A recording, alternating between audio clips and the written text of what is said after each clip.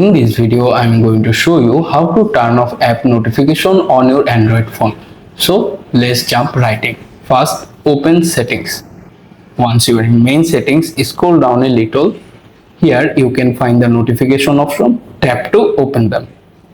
After that, look at the top menu bar. Look for the app notification option. Tap on it here to open the page and wait to open it. Here you can see all of the apps listed there. Simply scroll through the page and find the app if you want to turn the notification. For this time, I am turn off Discord app notification. Simply tap on their name. Then look at the top menu bar. Find the allow notification option. Simply tap on it to turn them off. And that's it, how you can easily turn off app notification on your Android phone.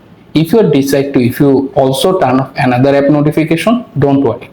Simply tap on the back button to go back to the previous page. After that, scroll through the page again and look for any app if you want to turn off notification. For decide to Google Play Store notification turn off, simply tap on it, then turn them off. Hopefully this guide will help you. Thanks for watching. Subscribe my new channel.